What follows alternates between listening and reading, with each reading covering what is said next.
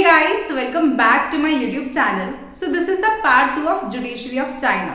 हमने चाइना की जब जुडिशरी की बात कर रहे थे तो हमने पार्ट 1 में डिस्कस किया था इंट्रोडक्शन एंड उसका रोल एंड पोजीशन डिस्कस की थी चाइना की जुडिशरी की. ठीक है. सो इन केस अगर आपने पहले वो पार्ट 1 नहीं देखा है तो पहले तो जाइए एंड वो पार्ट 1 देख के आइए, बिकॉज अगर आपको इंट्रोडक्शन या रोल एंड पोजीशन क्लियर नहीं होगा तो मे बी आपको यहाँ से समझने में थोड़ी डिफिकल्टी हो. सो पहले प्लीज उस पार्ट 1 को चेक करके आइए एंड उसे देख के आइए एंड उसके बाद इस वीडियो पे कंटिन्यू कीजिएगा. मैंने उसकी लिंक जो है डिस्क्रिप्शन बॉक्स में दे रखी है, so you can go and check out there. Okay. So आज हम पार्ट 2 में क्या डिस्कस करने वाले हैं. सो हम बेसिकली देखने वाले हैं फीचर्स और we can see characteristics of judicial system of China. ठीक है. एंड उसके अलावा हम और भी बहुत सारी चीजें डिस्कस करेंगे. So without wasting any more time let's get into that. Okay. So before proceeding further I would like to tell you guys कि अगर इन केस किसी को ऑनलाइन क्लासेस ज्वाइन करनी है, चाहे वो कंपैरेटिव पॉलिटिक्स इन गवर्नमेंट की हो, चाहे वो इंटरनेशनल रिलेशंस की हो, चाहे वो 6 to 10th क्लास के सारे सब्जेक्ट्स की हो, चाहे वो 11th-12th के आर्ट सब्जेक्ट की हो, तो इन केस इनमें से आपको किसी भी सब्जेक्ट के लिए अगर ऑनलाइन क्लासेस ज्वाइन करनी है then you can DM me on my Instagram handle. मैंने अपनी जो इंस्टा ID है वो डिस्क्रिप्शन बॉक्स में दे रखी है, so you can contact me there for further details. Okay. So coming back to the topic, जैसे कि हमने बोला था कि हम क्या डिस्कस करने वाले हैं आज, characteristics of the judicial system of China. मतलब चाइना की जो जुडिशरी है उसकी क्या क्या फीचर्स है या उसकी क्या कैरेक्टरिस्टिक्स है, that is what we are going to discuss.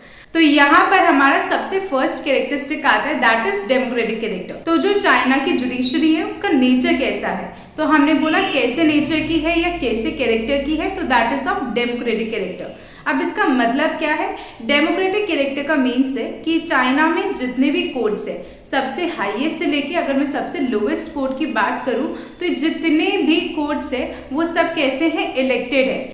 जैसे सबसे हाईएस्ट कोर्ट है वहां का, दैट इज SPC. SPC का मतलब क्या है, सुप्रीम पीपल्स कोर्ट. तो जो SPC है उसको कौन इलेक्ट कर रहा है, तो उसको जो है नेशनल पीपल्स कांग्रेस और उसकी स्टैंडिंग कमिटी इलेक्ट कर रही है. National People's Congress is the legislature of China. And जो सबसे अगर बॉटम में कोर्ट बोलूं तो वो है लोकल पीपल्स कोर्ट. तो उसको कौन इलेक्ट कर रहा है, तो उसको लोकल पीपल कांग्रेस इलेक्ट कर रही है. तो कुल मिला के चाहे वो हाईएस्ट से हाईएस्ट कोर्ट हो या सबसे लोवेस्ट से लोवेस्ट कोर्ट हो, वो सारे कोर्ट्स कैसे इलेक्टेड है. दैट मीन्स वहां की जुडिशरी का नेचर कैसा है, तो that is judiciary of China has democratic character.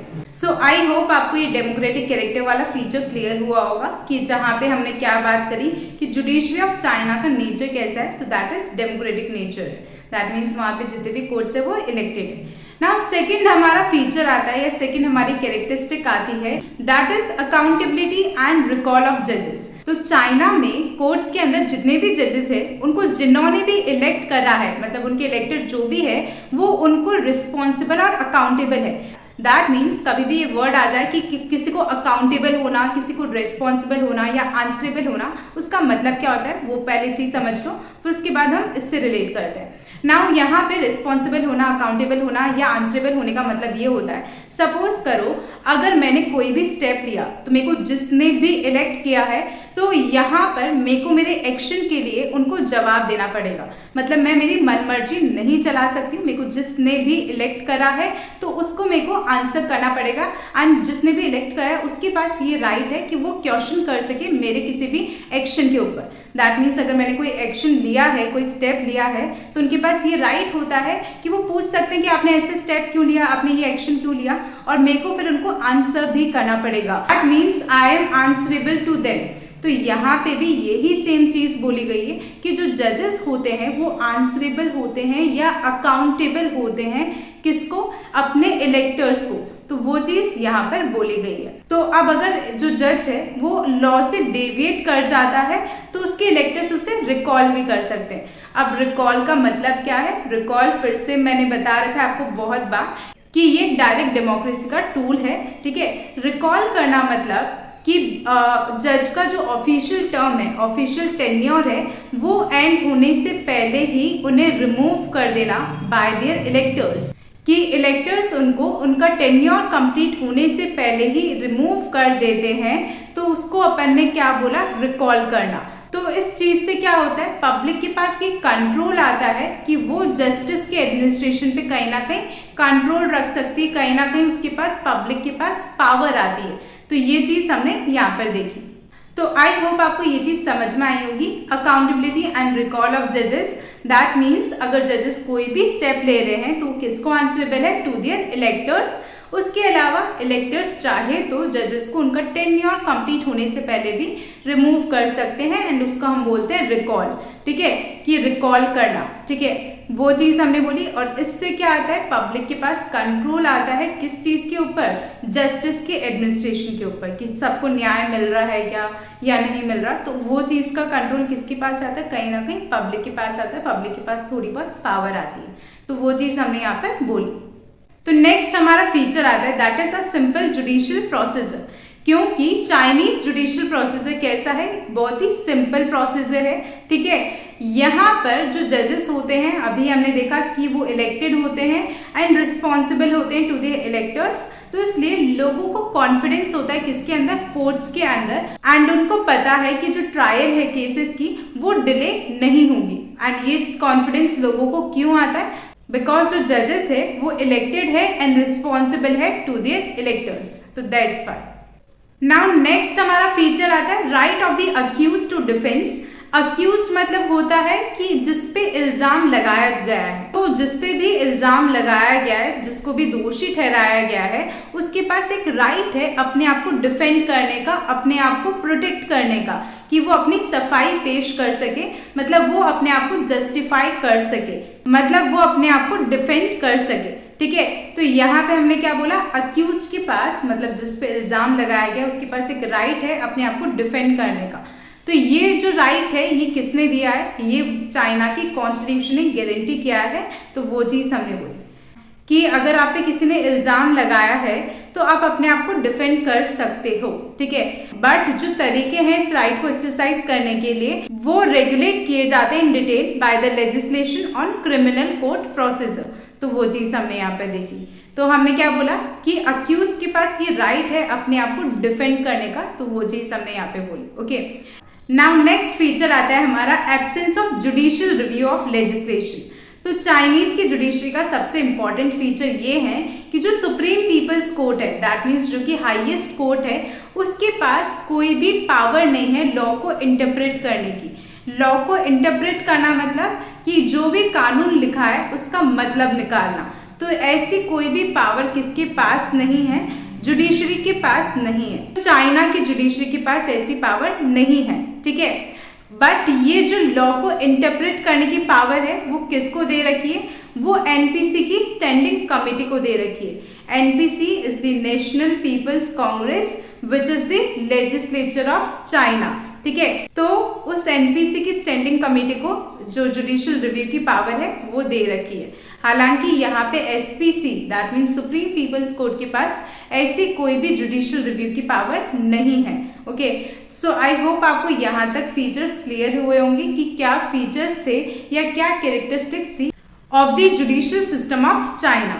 सो ये तो हमने देखे फीचर्स या फिर characteristics of the judicial system of China. अब हम देखते हैं चाइना का जुडिशियल स्ट्रक्चर।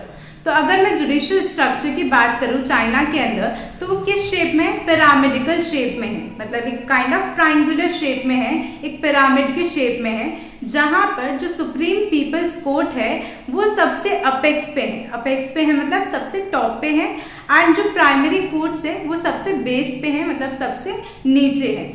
तो अब यहाँ पे जो सुप्रीम पीपल्स कोर्ट है वो हाईएस्ट जुडिशियल ऑर्गन है, कहाँ का, चाइना का।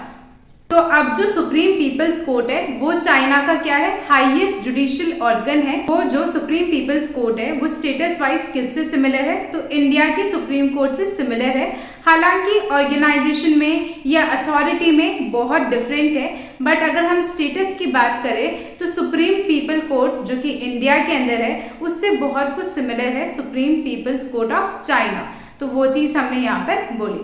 सो नाउ अब हम देखते हैं the organisation of the SPC, that means Supreme People's Court की ऑर्गेनाइजेशन की बात करते हैं हम। तो ये किस किस से मिलकर बनी हुई है, ये प्रेसिडेंट, वाइस प्रेसिडेंट और अदर जजेस से मिलकर बनी हुई है क्या? SPC of China, that means Supreme People's Court of China, जो कि हाईएस्ट जुडिशियल ऑर्गन है कहाँ का? चाइना की जुडिशरी का। तो वो चीज हमने बोली। अब यहाँ पे जो प्रेसिडेंट है उनको 5 साल के लिए इलेक्ट किया जाता है। कौन इलेक्ट करता है? नेशनल पीपल्स कांग्रेस, जिसके पास उसको रिमूव करने की भी पावर है। मैंने बता रखा है National People's Congress is the legislature of China. Okay, now जो वाइस प्रेसिडेंट और अदर जजेस है वो कौन अपॉइंट करता है? उन्हें स्टैंडिंग कमेटी जो है अपॉइंट करती है। तो स्टैंडिंग कमेटी किसकी? एनपीसी की जो स्टैंडिंग कमेटी है वो अपॉइंट करती है। एंड वो सेम चीज स्टैंडिंग कमेटी जो है अगर अपॉइंट करती है तो वो उन्हें रिमूव भी कर सकती है। किनको? वाइस प्रेसिडेंट और अदर जजेस को रिमूव भी कर सकती है। तो ये हमने ऑर्गेनाइजेशन देखी सुप्रीम पीपल्स कोर्ट की, जो किस किस से मिलकर बने हुए हैं? तो प्रेसिडेंट, वाइस प्रेसिडेंट और अदर जजेस। सो नाउ अब हम देखते हैं the powers and the functions of the SPC. Supreme People's Court के पावर्स या फंक्शंस क्या है वो चीज अब हम डिस्कस करते हैं। तो जो एसपीसी है that is Supreme People's Court, ये क्या करता है? ये हायर पीपल्स कोर्ट का जो है जुडिशियल वर्क सुपरवाइज करता है। तो फिर ये हायर पीपल्स कोर्ट जो है वो किसका वर्क सुपरवाइज करते हैं? लोअर पीपल्स कोर्ट का। तो ये चीज हमने यहाँ पर बोली। सेकेंड चीज, हालांकि कॉन्स्टिट्यूशन ने एसपीसी को ये अथॉरिटी दे रखी है कि वो क्या कर सकता है? वो लोकल पीपल्स कोर्ट और स्पेशल पीपल्स कोर्ट का वर्क सुपरवाइज कर सकता है, बट इससे कहीं भी जो पावर्स या जुरिस्डिक्शन है एसपीसी का वो डिफाइन नहीं होता है। नाउ थर्ड पॉइंट आता है हमारा कि जो एसपीसी है उसके पास original as well as appellate jurisdiction दोनों है, बट केवल नेम सेक के लिए। बट ये होते क्या है ओरिजिनल और एपीलेट जुरिस्डिक्शन, वो चीज समझ लो। तो सपोज करो अगर आपके पास कोई मैटर डायरेक्टली आता है तो वो तो हुआ ओरिजिनल जुरिस्डिक्शन। बट अगर कोई मैटर पहले अगर हायर पीपल्स कोर्ट के पास जा रहा है, फिर हायर पीपल्स कोर्ट जो है उस मैटर को रेफर कर रहे हैं to the Supreme People's Court, तो उसको हम बोलेंगे एपीलेट जुरिस्डिक्शन। एक तो जब matter directly Supreme People's Court के पास जा रहा है तो वो तो हो गया ओरिजिनल जुरिस्डिक्शन, और एक पहले हायर पीपल्स कोर्ट के पास गया और हायर पीपल्स कोर्ट ने रेफर किया to the Supreme People's Court, तो वो हुआ एपीलेट जुरिस्डिक्शन। तो that is the meaning of original and appellate jurisdiction. I hope आपको ये चीज समझ में आई होगी। तो हमने यहाँ पर क्या बोला? एसपीसी के पास हालांकि ओरिजिनल जुरिस्डिक्शन भी है, तो ये जो पावर्स है ये केवल नेम सेक के लिए है, दैट मीन्स नाम के लिए ये पावर्स है। ये पावर्स नाम के लिए एसपीसी को दे तो रखी है, बट चाइना में एसपीसी जो है ये पावर्स एक्सरसाइज नहीं करते हैं प्रैक्टिकली। तो इसलिए हम बोलते हैं कि ये जो ओरिजिनल और एपीलेट जुरिस्डिक्शन की पावर है ये केवल नेम सेक के लिए है, क्योंकि इन पावर्स का इतना यूज प्रैक्टिकली नहीं आता इन चाइना। सो नाउ हमारा नेक्स्ट पॉइंट आता है कि जो यहाँ पे एसपीसी है वो ओरिजिनल जुरिस्डिक्शन का भी यूज करता है, नेशनल इंपॉर्टेंस वाले मैटर्स पे वो ओरिजिनल जुरिस्डिक्शन का यूज करता है। एसपीसी अपील सुनता है against decision of the Higher People's Court. China में केवल एक ही अपील अलाउड है। ओके, तो ये हमने देखे the powers and the functions of SPC. I hope आपको यहाँ तक क्लियर हुआ होगा। इन केस फिर भी अगर कुछ भी आपको डाउट्स रहते हैं, क्वेरीज रहती है, या कोई पॉइंट समझ में ना आया या कोई भी टॉपिक क्लियर नहीं हुआ, तो आप मुझे कमेंट सेक्शन में बता सकते हैं and I will try to reply all your comments. And in case अगर आपको ये वीडियो थोड़ा सा भी हेल्पफुल लगा या यूजफुल लगा, then don't forget to share it with all your friends, okay, but only if you find it helpful. अगर आपको हेल्पफुल लगा तभी ये वीडियो आपको आगे अपने फ्रेंड्स को शेयर करनी है, एंड अगर आपको हेल्पफुल लगा है ही, then don't forget to hit that thumbs up button, and also do let me know all your valuable feedbacks. आपके फीडबैक्स मेरे लिए बहुत मैटर करते हैं, बिकॉज उन फीडबैक से मुझे पता चलता है कि मुझे किन टॉपिक्स पे वीडियोस लानी चाहिए, या मैं कहाँ पे लैग कर रही हूँ, या मुझे क्या चीज़ इंप्रूव करनी चाहिए। So do let me know all your valuable feedbacks, and also do subscribe to my YouTube channel for more videos like this. And you know what the good news is कि subscribe करना is free of cost. So आप subscribe कर सकते हो, it is totally free of cost, and don't forget to hit that bell icon to get notified. So yeah, bye bye, take care.